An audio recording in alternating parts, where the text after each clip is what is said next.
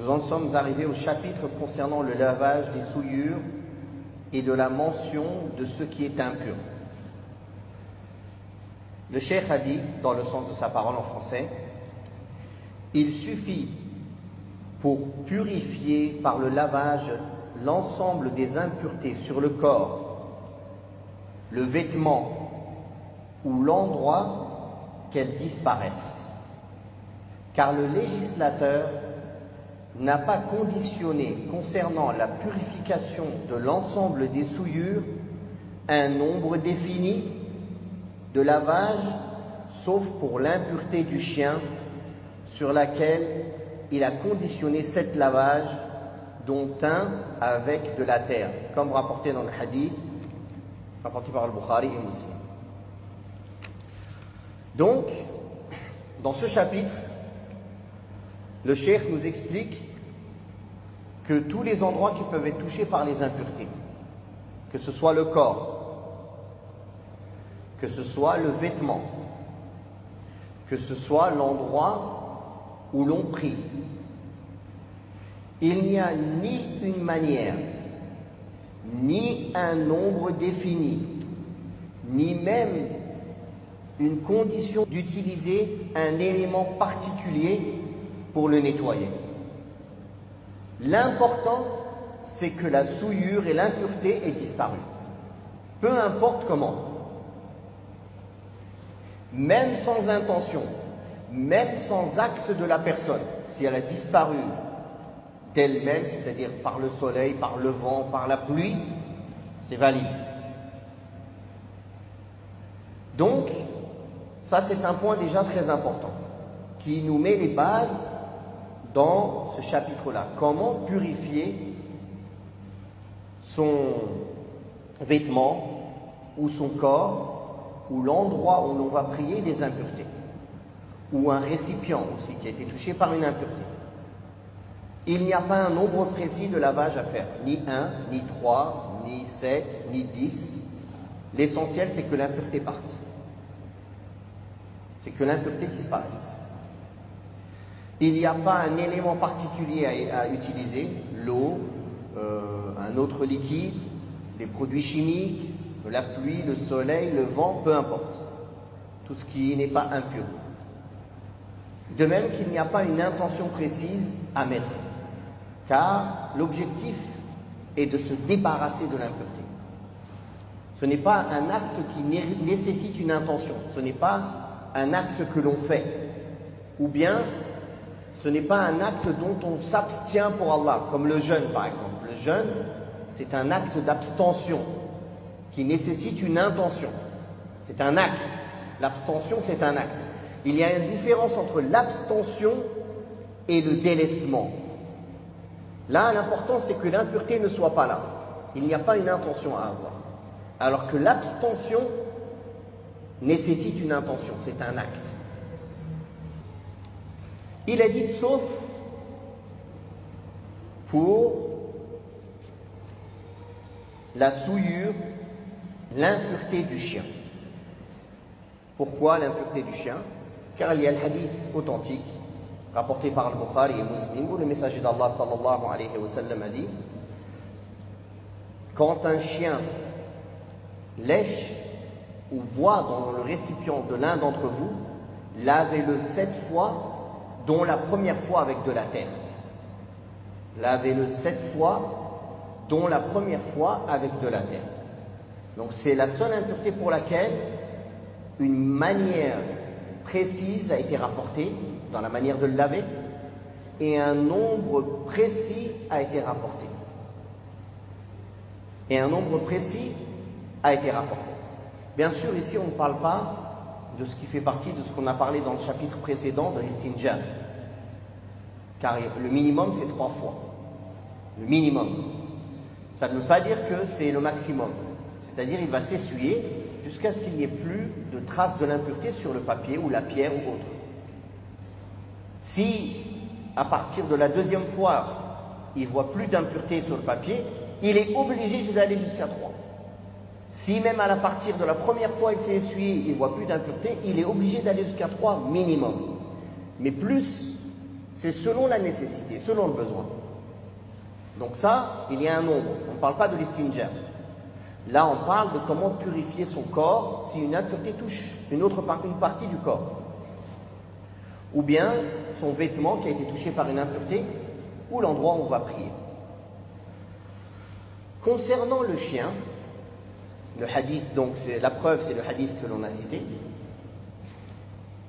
Et maintenant, est-ce que seulement sa salive est concernée, ou bien plus que cela? Il y a divergence entre les savants, et chez les Hanabila, le madhab du Cheikh Abdurrahman ibn Nasr al-Sa'di, rahimahullah, ils disent sa salive, son urine et son crottin. Pourquoi l'urine et le crottin? Ils disent min bab qiyas al-awla. C'est une analogie prioritaire.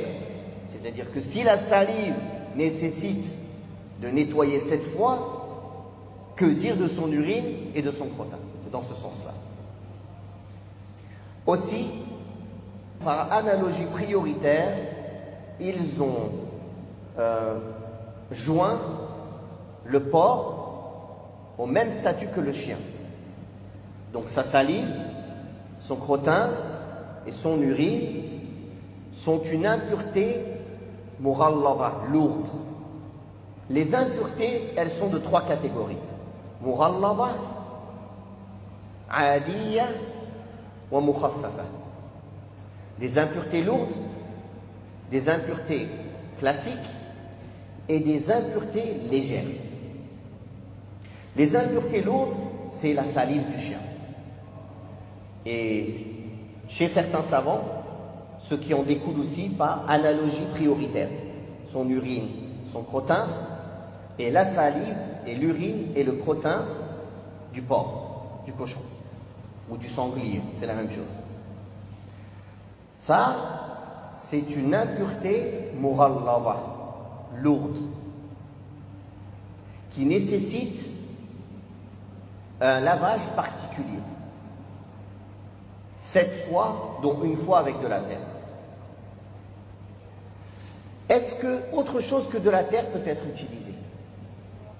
Chez l'avis répandu chez les Hanbalites, c'est que c'est permis par quelque chose de mieux que la terre, de plus purifiant encore que la terre. Pareil par analogie prioritaire.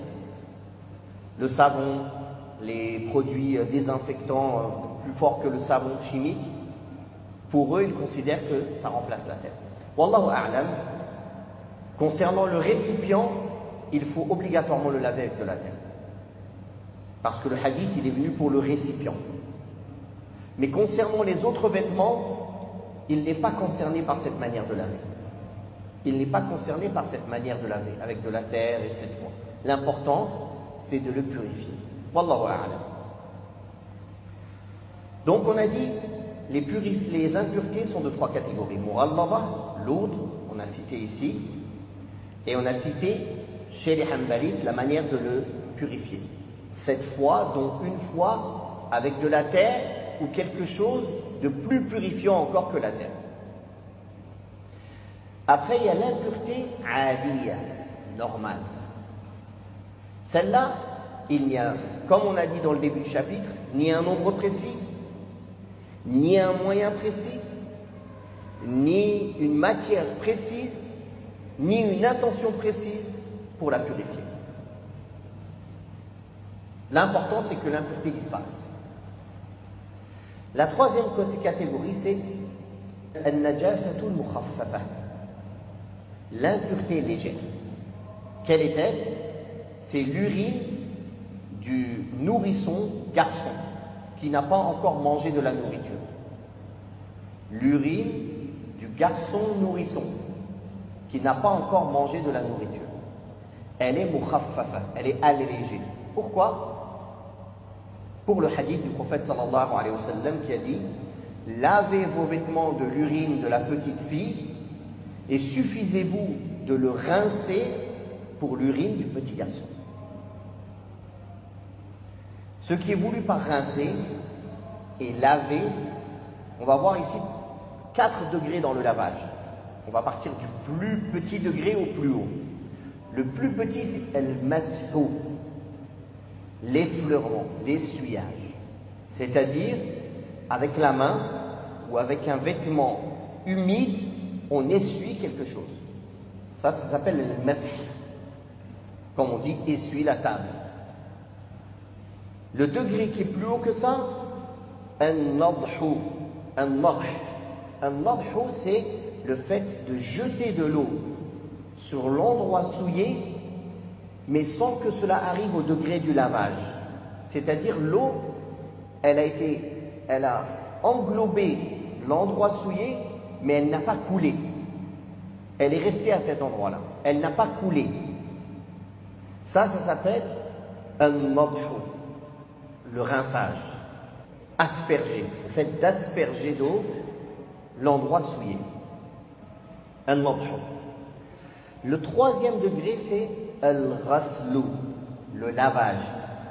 Et le lavage, cela veut dire poser, mettre de l'eau et que l'eau, elle quitte l'endroit souillé. C'est-à-dire, elle coule avec la souillure. Elle coule avec la souillure. Ceci, c'est al-ghaslu, le lavage. Et un degré encore supérieur à cela, c'est ad-dalku, le frottage. C'est-à-dire laver tout en frottant. Frotter avec la main, frotter avec son ongle, frotter avec un chiffon, frotter avec une brosse, frotter les vêtements entre eux, peu importe. Frotter en lavant. Frotter en lavant. D'accord? Donc là, on a combien de degrés dans le lavage? Mash, nadhun, mashun, nadhun, ghaslun, dalkun. D'accord? Écoutez bien parce que vous allez voir dans chaque situation quel est le moyen qui est obligatoire d'être utilisé. Si un sol est en marbre ou en céramique ou en porcelaine et qu'une impureté la touche, l'essuyage est suffisant, n'est-ce pas? Car c'est une matière lisse. En essuyant par-dessus, l'impureté part avec l'essuyage, n'est-ce pas? Donc l'essuyage est suffisant. Mais en général, pour purifier les impuretés, au minimum, il faut le lavage. Ça, c'est la manière normale. Et parfois, le fait d'asperger ou l'arrosage ou le rinçage est suffisant. Comme pour l'urine du petit garçon et comme pour celui qui est touché par rajulun madha, un homme qui a beaucoup de liquide spermatique qui sort, beaucoup. C'est devenu trop compliqué pour lui de laver tout le temps. Donc il y a un allègement pour lui. Il suffit de laver ses parties et de rincer ses vêtements, de jeter juste de l'eau sur ses vêtements. Il ne lui est pas demandé de le laver ni de le frotter. Ça, c'est pour celui qui est éprouvé par cette chose-là, beaucoup. Par contre, celui c'est rare pour lui, il le lave, comme une autre impureté. Comme une autre impureté, wallahu a'lam, selon l'avis le plus juste. Il y a plusieurs avis sur cela. Et toutes les autres impuretés, elles nécessitent le lavage normal. Le fait de frotter n'est pas obligatoire, seulement si besoin est. Qu'est-ce que ça veut dire si besoin est?